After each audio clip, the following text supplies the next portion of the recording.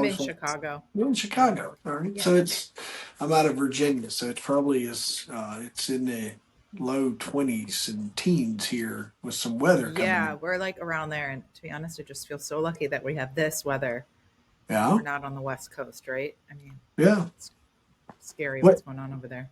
I was looking for it's like where is it warm, and it's in the just low 70s in Key West, so it's kind of chilly everywhere right now. Everywhere. Yeah, yeah, it's crazy. I'm excited. I'm excited to just learn more about you and what you do. um, so yeah, just make sure you prod me along there if there's anything we missed. But I try to keep everything's conversational. That's why I start hitting record as we're Love just it. coming up, right? As Yeah. just try to keep it as chill as we can.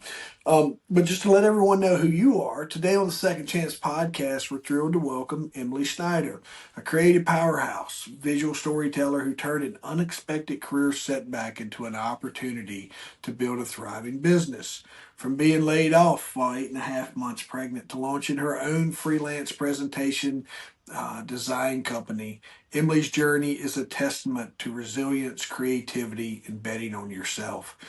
I'm excited to learn more about you, Emily, and all those things that I kind of included in there. Just how you transform your challenges into opportunities, inspire others, and just tell that story with confidence and clarity. So I'm really excited to just get to know you more.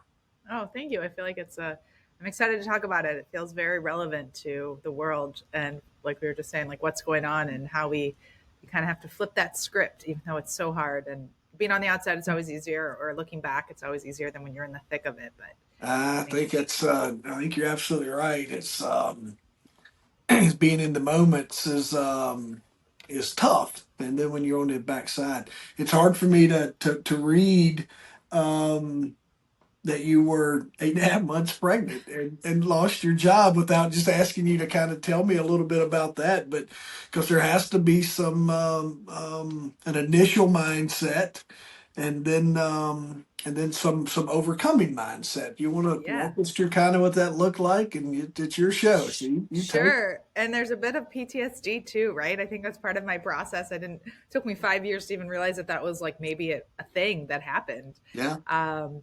I was working for a tech startup company. I was their, I don't remember my exact title, but I was leading their brand and marketing. I came in as a freelance designer, helping them with their pitch and investment decks, because again, as a tech startup, these guys were data scientists. They didn't know what to do or how to tell their story. They just knew they had this information and they knew they had a really cool product.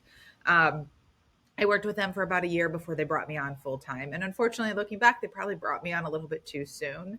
Yeah. So I worked with them for a whole year, but about 7 months in, um, no, whatever it was, halfway through, I had, and I can't say like, I don't remember the timing. I know I had just found out I was pregnant, to be honest. And they gave me a call and they said, we've got to refigure out some numbers. We're going to put you back at 50%.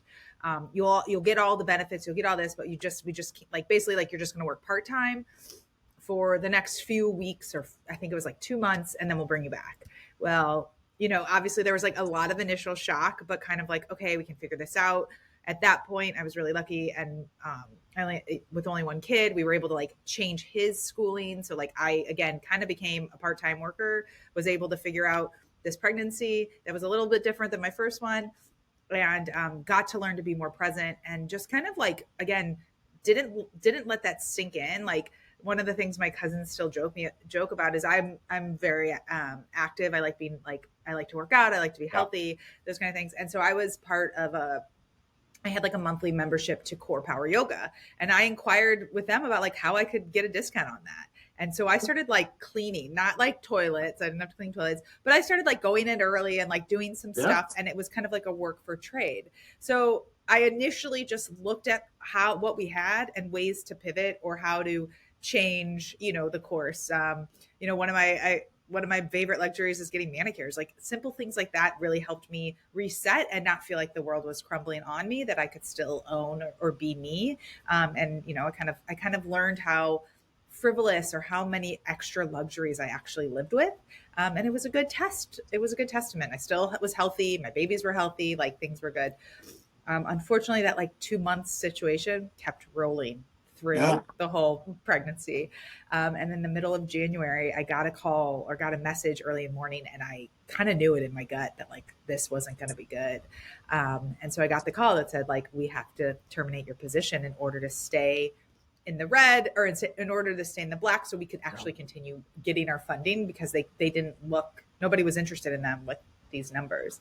Um, and I said, all right, I'm going to call you back. And I like took a couple hours, right? Because at the same time, it's such a shock. It was a Yeah. lot. And I had like a doctor's appointment the next day. I was like, we can't do anything. Like, I don't even know how to like respond, let alone like, what am I going to do?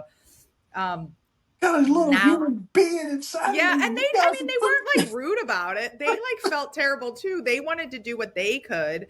It's just you gotta, maybe they weren't as upfront in the whole situation as they could have been. So I could have yeah. looked differently. But now I look back and it was the best thing that ever happened to me. So I got a really unique type of maternity leave. Yes, it was not fun to be unemployed during that time. It was not fun to figuring it out.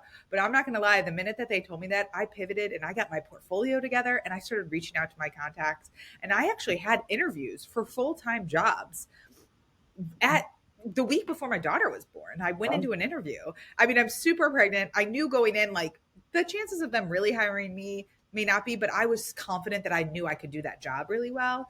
And I needed to look at different types of work. And so it kind of just helped me see the world a little different, even though I was kind of sad.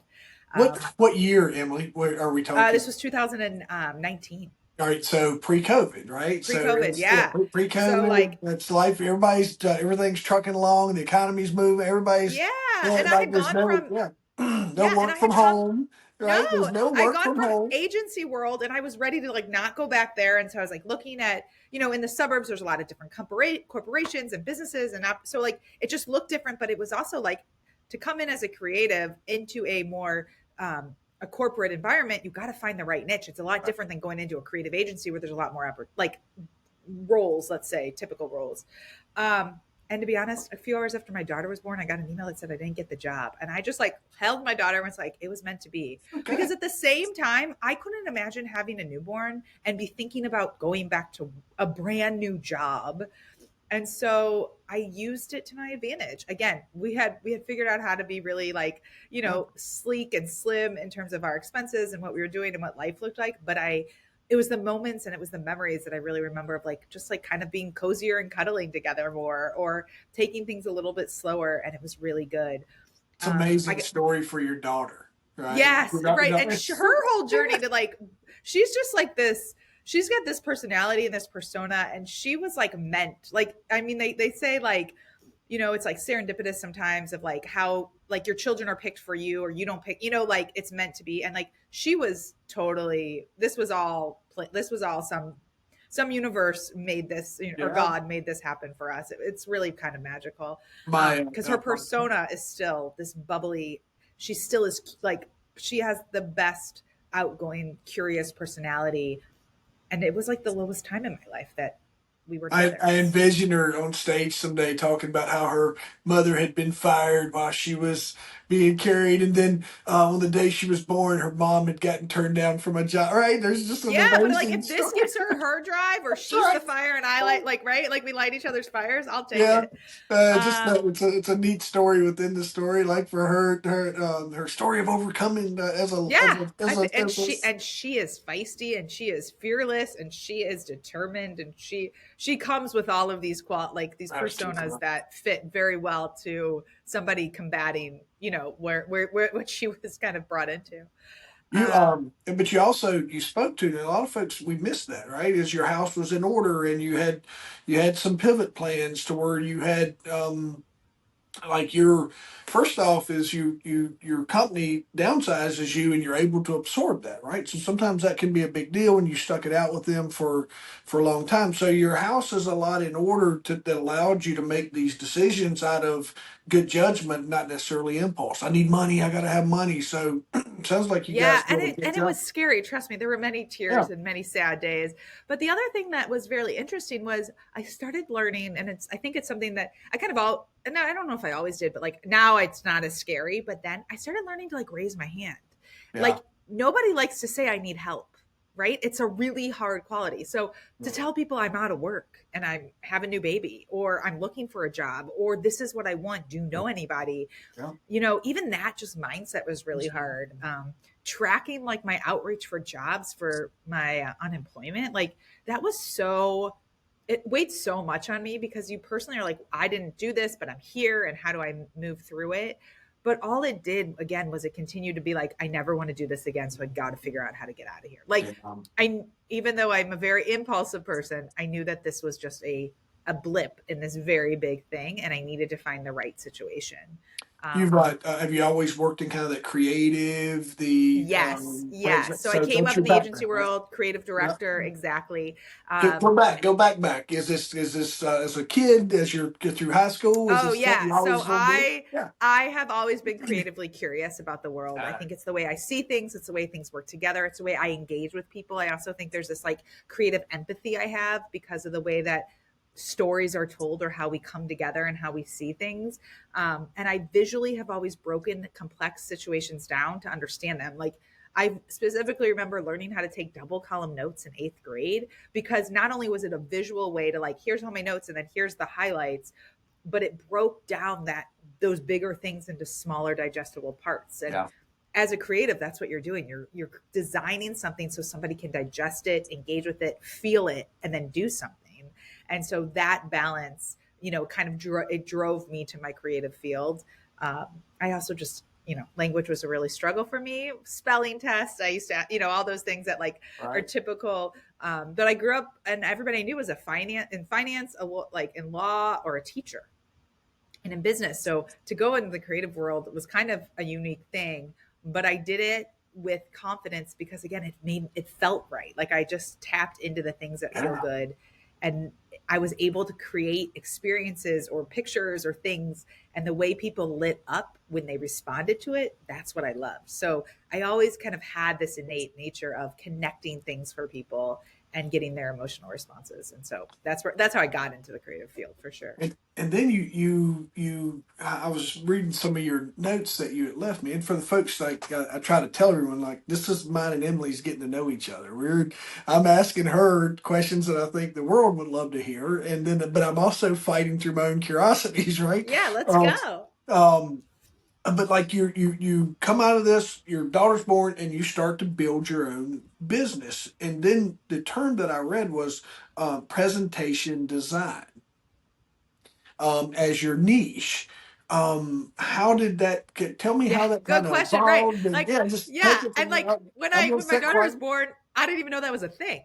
Yeah. So I had a mentor who kind of gave me the olive branch and said, I can give you hours. You tell me how much you want to work. This is what I can pay you per hour. How can we make this work? And it was amazing because what he did is I had nothing to lean back on, right? Especially when you are going for something totally different or when you become a freelancer and you work for yourself. That's a huge step. And a lot of people are like, I never felt ready. I never felt ready either. I just was kind of forced into it. But he opened the door and he gave me the ability to feel a little bit more secure than unemployed. And it gave me the balance, and I could start to work from home a little bit. And then COVID happened, so then everything changed. But I went out as a general designer for 5 years, or for 4 years. I'm sorry, for 3 years. 2023, I had great years. 2019 I picked it back up. I made it work. 2020, 2021, 2022 was amazing. 2023, I had my first meeting. I had a contract that still had 3 more months with this client. I loved it. It felt like, again, it was like this perfect fit. I was working with moms, about moms. Like it was just amazing with a great group, a really strong product. And I was helping them rebrand. It was amazing. First call of 2024 or 2023, I'm sorry, we're going to have to terminate your contract because the economy was Right. reflecting on COVID and consulting looked different. And it sucked. But again, I got back to some of those things that I felt in 2019 when I lost my job, and I got really, really curious and I didn't give up. And I was way more confident now because I had been doing this for 3 years, to tell people I needed more work or how I could help them. I was way more specific. And so I started having these curious conversations, and I would call people. And it really started with people who were similar to me. So doing creative fields in marketing and being like, what's inspiring you? What are you working on that's cool? Do you need any help? Do you know anybody that could need help? It was so interesting because even these 15-minute conversations, I always came off with like an idea or a thought or somebody else to reach out to. What I learned though was that reaching out to people who were like me wasn't the right point, wasn't the right deal. I needed to find people who needed my service, not Yeah. who did my service. But that year was a year of a huge personal growth for me. And in the middle of it, I read a book called The 15 Commitments of a Conscious Leader. And Mm. Jim Detner, this book is really brilliant. And every time I turned to another topic or another area or another chapter, I just felt like he was talking to me. And there's this one Ah, specific chapter where he talks about your zone of genius. And we started talking about that. All I could think about was the things I love to do and how I love to help people and what I've always wanted to do. And I actually wrote a mission when I was starting on my own to be this magical badass, which is like a unicorn but cooler. It's rooted in love and kindness. But the idea is to sprinkle joy and help empower people to shine their superpowers brighter. And that could be used in so many ways, right? It's not just yeah. a business mission, but it's a life mission for me. What I've realized is that my magical power is helping people be more confident, right? Shine their power. And when I can do that through presentation design, again, when I tapped into this and understood this concept of zone of genius, I was like, this is mine. I'm really good in this random platform that is used across so many businesses, and people hate it. And I actually kind of love it. And they're willing to pay me to do the work that, for me, it's not that it's easy, but it comes naturally. And it's Yeah. the challenge is so fun. And so I started getting really curious about how I could kind of shift or just tell people, I don't want to do brand, like I'll do logos, okay, but I really want to do this kind of work. And I realized, I was like, I don't have a website. Like everything was digital, right? And like, I mean, I've been in this industry for, at that point, it was like 15 years. I was like, I gotta have a website. Like people are just going to my LinkedIn and they're seeing some work. And so I Googled presentation design website, and I found a course called Six Figure Presentation Designer. And the lady is Adrienne Johnson. She's actually my business coach now. I've been working with her for over a year, but I took her initial, like, she had like some webinar you could follow in a couple hours. And I Yeah. realized, oh my God, the potential, right? She started to lay out the business side. I knew I had the skill set, but she showed me how to really make this a plan, and that there was actually a thing, and there was a niche, and there's a community of people. I joined in right away because I vividly remember standing in the kitchen and being like, would I bet on myself? And my answer was like, hell yeah, sorry for cussing, but like, of course I would. If I don't bet on myself, who else is going to? If I don't tell people what I want to do, how are they going to know I want to do it? And I haven't looked back. Yeah. You can hear your enthusiasm. All right, Thank you. explain presentation design, just so we can give everyone an inch of like what that day in your life looks like. Yeah, so I work specifically in PowerPoint. I've like really niched myself. I help business leaders, speakers, anybody with a story, an update to share with an audience. I help them streamline and elevate that experience to make it more impactful, concise. I save them time. It helps drive businesses forward by really Huh? making an impact. I love to help people lead and share their stories with more confidence. And when you have the right visuals behind you, your audience is engaged. We know the Yeah. power of communication, we know the power of storytelling. And nowadays, all we want is authentic connections. And PowerPoint slides are such an added value when you have a story to tell. They take it to a whole nother level. And when you can move somebody, you can make them think, feel, and do what you want. Guess what? At the end of that conversation, they're ready to think, feel, or do what you need them to do. Yeah. Folks, when you go, well, I did a slideshow before. I have too. And then I've had someone come along and I've wireframed, I thought just pure excellence in my world of my PowerPoint or my presentation, only to have someone like, hey, can you just take a look at it? And they come back and it came to life. So don't like there is a huge, and I'm thinking to myself of going, all right, now I know who's going to help me fix my next speaking deck when it comes time is because I just got done with a client meeting, and she showed me her business card, right? And she goes, "Give me some feedback on this." And I'm like, "Yeah, you don't. I'm not that guy." She goes, "Well, I value your feedback." Though I'm like, "Ma'am, I wear all black. My entire wardrobe is all black." Um, when I look at your card, it tells me who you are, what you do, and how I can get in touch with you, and that's all I need. And then I have I don't use a lot of business cards. I have a QR code on my phone now. Same. And she's like, well, what about people who can't scan it? I go, I just grab their phone and type it in for them. And I'm like, I just try to be as inefficient as I can, but most people can scan this. And we just had this great conversation on my approach to branding versus yours, right? Or someone who's like, this is my, yeah, no, you this needs to come to life, Jeff. And that's why I have these other folks in my life that help me take my boring, very black and white and bring it to life. And that's exactly who you are. That's exactly what, and that's what I love to do, right? Like your expertise is not in presentation design. Right. And that's the thing. And that's what I found. And that's where when I found this community, I realized like, oh my God, like I went from talking and working and looking exclusively in like the marketing communications world for opportunities to actually so many more industries. I work a lot in tech, in pharma, Yes. in finance, in venture capitalists. I work a bunch with them, right? They have all these pitches and these stories or these team updates and this data, and they have it, but they don't know how to tell it right. So it makes Yeah. the right point. And that could be a make or break for a product, for your business, for your position in that company. You know what you want to say, you just don't know how to articulate it. And so I come in, I'm not a content creator. I don't write the stories, but I refine them and then I elevate them and I bring them to life. And there is something that just to your point, it's like that cherry on top, and it makes such a difference because when your audience hears you and can resonate with you and can feel you, this harmonious experience is such a win for everybody. Ian Stanley, to name drop someone who I know, he does that in the copywriting world, and Mm-hmm. he's a six-figure email creator, and he makes that's his whole thing.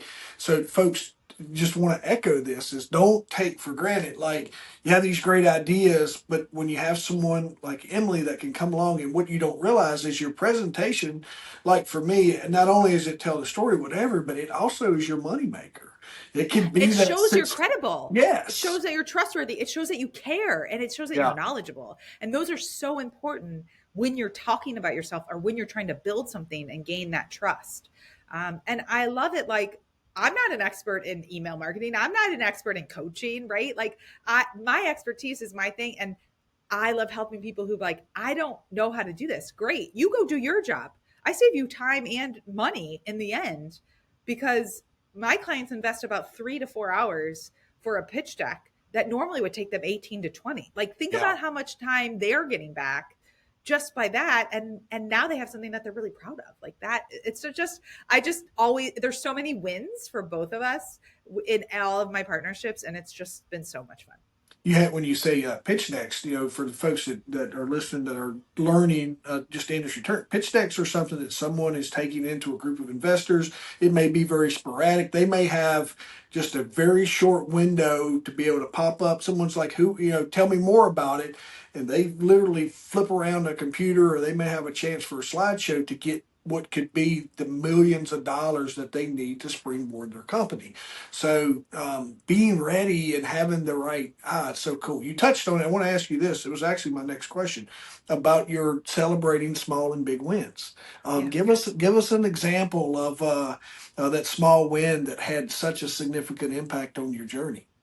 Oh, I mean, I just had one this week. So I just came back to work. I took 2 weeks off from client facing stuff. And I had this whole list of great things I wanted to get ahead on for 2025, right? And one of them was sending out an email to my clients and all my friends and family and reminding them of what I did. I dragged on doing that. I felt like I was like, oh, this won't take me long. The amount of time it took me to go through all my emails, to do all this, even to be like setting up, like I'm starting a newsletter. So to set up that back end on my website, but I thought I went in thinking it was to be really easy. And in the process and over break, I was like, I was really hard on myself. Well, guess what? I sent that email on Tuesday afternoon. It bounced back a bunch. I had to resend it again on Wednesday to some people. I forgot to include some links. I forgot to include my website link. Somebody wrote me back and were like, "Who are you?" Like, obviously, I didn't introduce myself again. I got amazing feedback, but I did it. And I just kept saying, I did it. I did it. I did it. And that's how I celebrate the small wins. It's the I'm a little things. presentation designer, not an emailer. Thank you. Yeah, and that's okay. And if somebody got it, some people, some of my clients, not my personal friends, I wish they would have. My clients got it 3 times. Somebody wrote me back and was like, I got this 3 times. I'm like, I'm still learning. But guess what?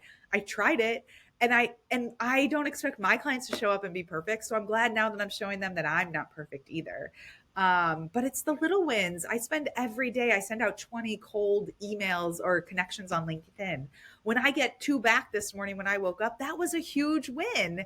It's the little things that really add up, because if we don't stop for a moment to really see what we're doing and we just talk about these big numbers, or these big goals, you can't get there without these little steps, and you got to be encouraged throughout the way. When I did the front facing marketing at our gym back when I was in that role, my best email, my best converting email was I had sent out the first email, forgot to put all the link in it and a couple of the things. My second email, I was like, dang it, what am I going to do? So I just put, I'm an idiot was the subject line. And the idiot, and I put the top, and I was like, I forgot to include all the links. I'm sorry. That one got more links, clicks, got more opens than the one if I'd have got it right to begin with. The second one that I took ownership of my failure Yeah. was my best performer.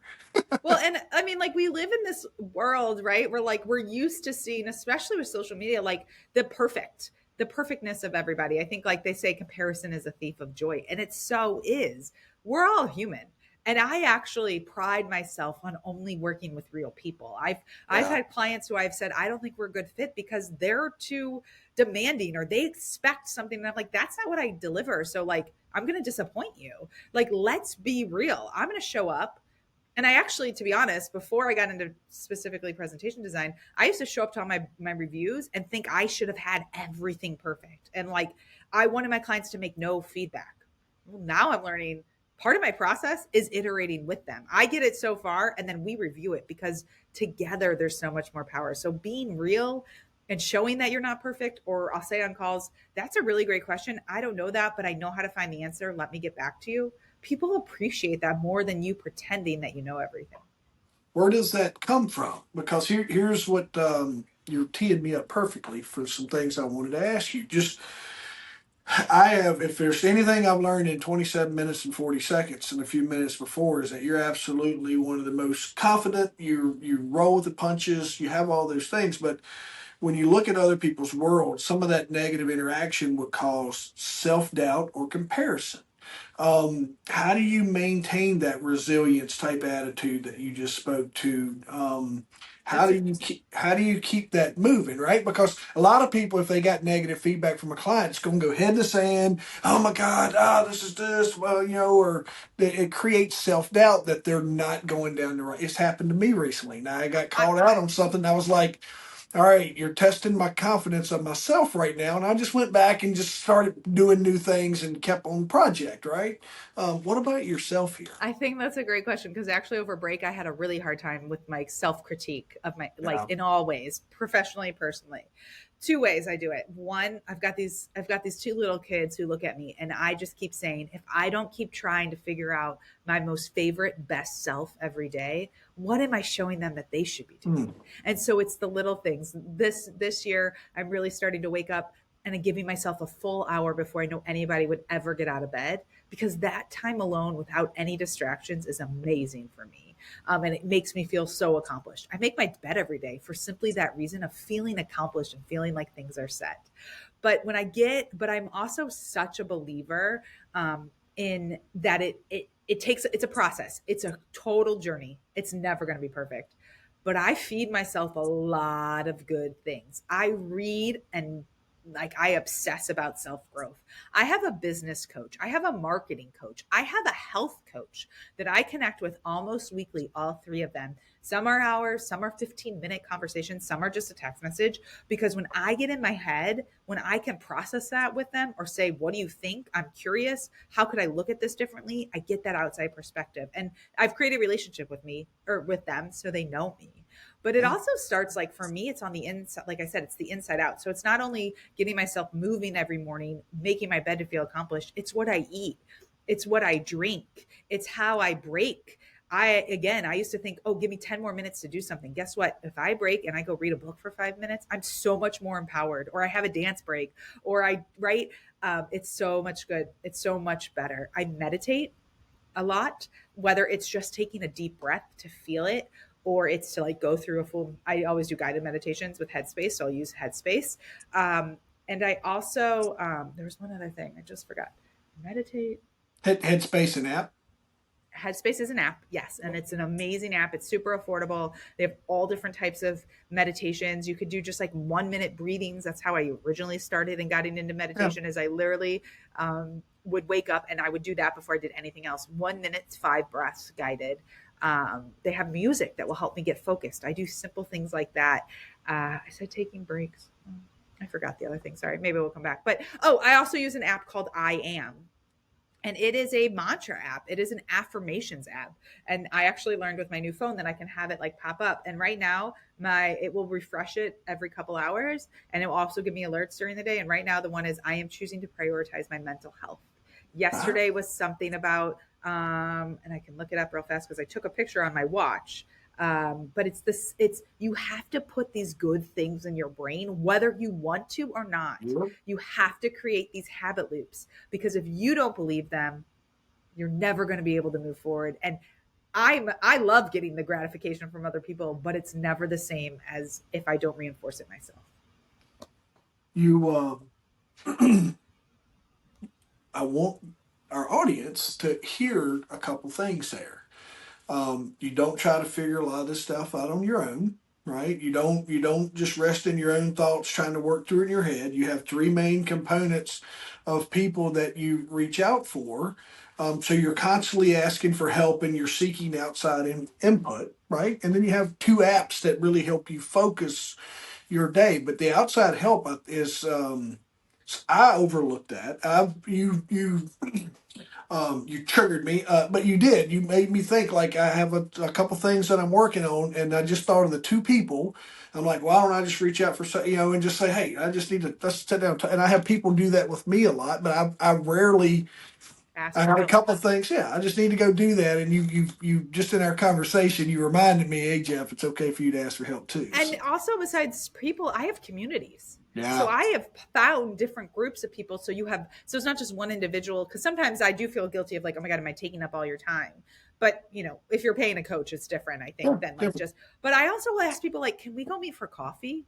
Because when you show up and you start talking, you're going to add value to somebody else. That time together isn't just about you, even though it may start because you had a question.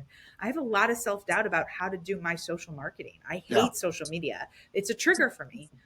There is somebody who I follow, who I admire. I love what she writes. She's in a totally different field. Tuesday, I saw her, or Monday or Tuesday, I saw her post. I reached out to her within 10 minutes of her posting it and said, this is amazing. I totally admire what you say. Can I pick your brain over coffee this week? We're meeting for coffee on Tuesday. yeah. That's People want to talk to people. Like, we're in a world again where connection and community is so important. But if what's the you worst don't thing ask when they say for it, no? right. And Yeah, what happens if they say no? You go and find somebody else. yeah. That's where, again, these curious conversations I had in 2023. I read this book called Curious Mind by, what's his name? Brian Glazer. He's a movie producer.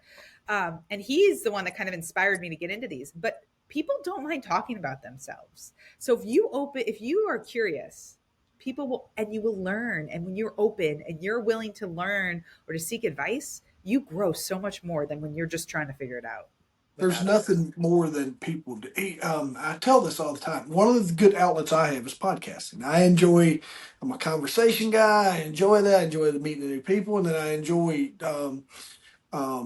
I struggled with just a little bit of content and direction, and now I just kind of let my podcast give me my content, my themes of the day. Or I went from releasing once a week to just to get caught up. Now I'm releasing 3 times a week, so Uh-huh. Monday, Wednesday, and Fridays, and then I'm just going to get to where my next goal, and I was really close today, but my next goal was just to start doing everything live. And then all I've got to do is just come back and publish over to the podcast platform. So everything will go out instantly.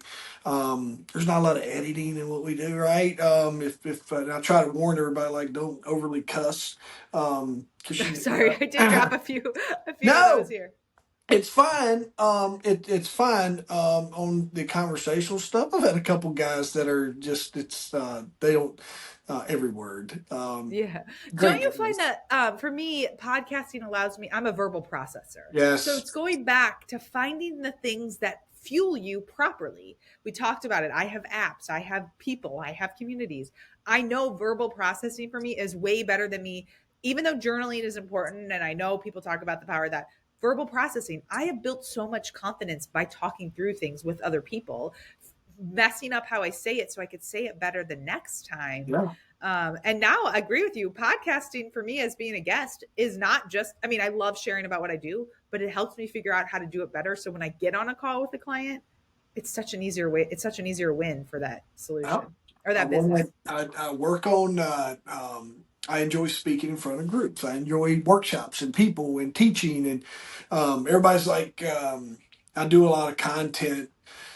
But I try to limit that because everybody's like, Jeff, we want you to do our content. And I work with a fella now, and but I tell him, like, I want to teach this. I don't want to do this. I want to teach other folks how to run their brand. If you ask me to do your content, it's going to look like the guy who's wearing black. Just so you know. But so this gives me a lot of confidence in just words and connection and just being able to carry that conversation and not use a lot of not use a lot of filler words, focusing on the conversation and just trying to be as let it flow.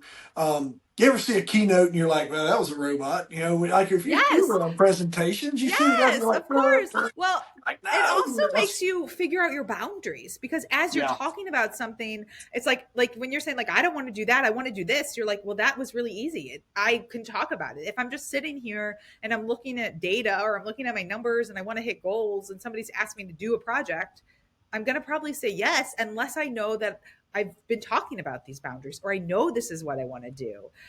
It creates clarity. And I've also said some things where I'm like, oh my God, that's really smart. And I should start talking about that more. Right. Or I've just articulated in a way that resonated because I saw how you responded. So let's keep going. And yeah, that's the power of finding the things that fuel you to, and like I said, it's about figuring out how to be my best self every day because when I can show up as my best self, I'm going to do the best work. And it doesn't, yeah, and some days you're not your best self. And I have to admit, on those days, I'm learning to say, I'm going to shut it all down and I'm going to go right. Like, I don't need to yeah. be on today because it's not worth, it's a drain of your energy if you're not prepared or you don't feel like you're doing your best. Show up and do it. And you're just where your focus is. Now I've taught. I was teaching my son. My son's, I caught him, not caught him, but like he was listening to music while he's doing his homework. And I was like, come here, let me explain to you about create music and creativity.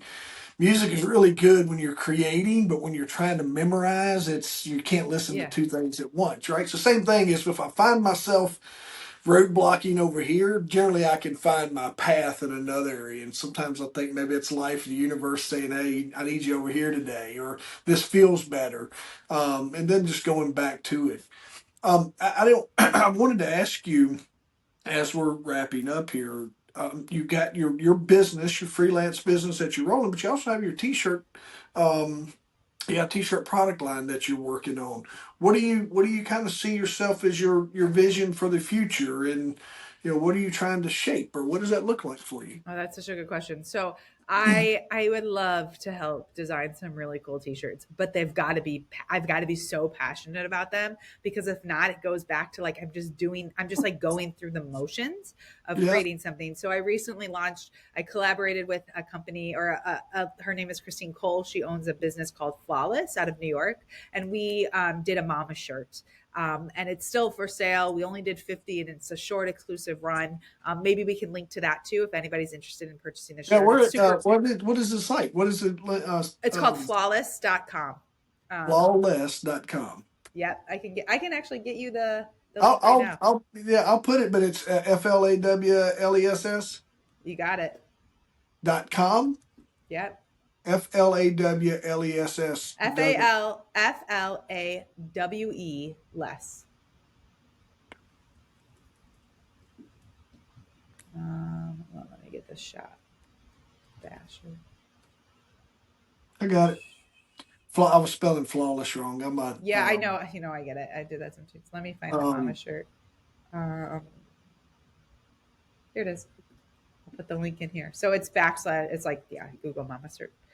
Um, so that was really fun because it allowed me to, I see it. Mama T-shirt. yep. Because it allowed me to like do something different. But I'm going to be honest, as somebody who has been not a serial entrepreneur, but there was a time where I was trying to run 3 different types of businesses at one time. Again, part of my processing, part of the things I've learned over my journey and this second chance is focus on what you really love doing. And then you can fill the time with the passion projects. And t-shirt design is a passion, and it comes in the right time when there's something I'm really moved about, when there's a Yeah. voice I want to have. But in the end, I am doing the work I love doing. I'm helping people shine brighter, be more confident, show up for their jobs, and do the work that they want to do and focus on what they want to focus while still, again, having that confidence with presentation design. And so that's where I put a lot of my energy and focus. Now that will evolve, right? And I Yeah. think that's And a cool it part. always does, right? Yeah. Like something's going to fall in my lap tomorrow that's going to be different. And we'll see. That's the great part of being an entrepreneur. For folks that's looking to accelerate their presentation. I got your I am EmilySnider.com. I pulled that up, but that's what that was in the notes. But how would you like folks to get in touch with you? So check out my website. I have a freebies tab that has like my one pager with some design tips. I actually have a webinar so you can watch and learn some tricks if you are using PowerPoint. I also have, like I said, I've done a bunch of podcasts. So I have a link to a bunch of my podcasts where we talk a little bit more specific about how to design stuff if people are Yeah, curious on how to learn. Cause I'm going to be honest, right? We all know time and money for every project presentation you have. You can't always hire me, but I love sharing my tips. yeah, But LinkedIn is the best space for me. Emily Schneider, super active. I love networking and connecting on there. So reach out and let's share. yeah. No, I want to do that, and then at some point in time, let's try to catch back up because my first kind of conversation I always get to know you and your passion, what you're doing, right? But then if we want to go down the rabbit hole of just into the design work that you do, if we ever want to spend some time on doing that, just let me know. We'll jump back on and um, Sounds just cover, great. yeah, just something like that.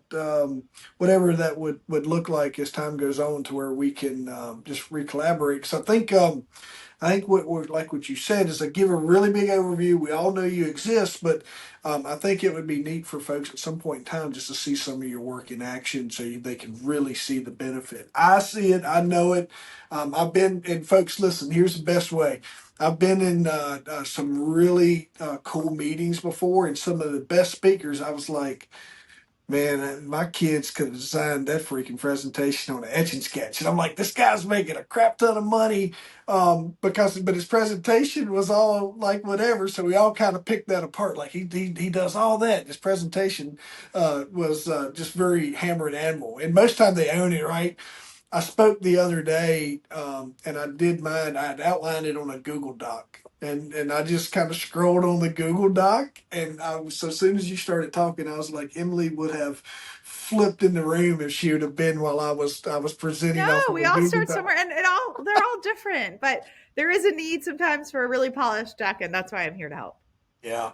Well, thank you. I can't thank you enough for spending time with me today and letting us all get to know and learn about what you do. And I'm excited to for our first meeting to turn into whatever that is, as far as I can help you along your way. And man, I really appreciate you sharing just that story of how you've launched into where you are now. Super cool.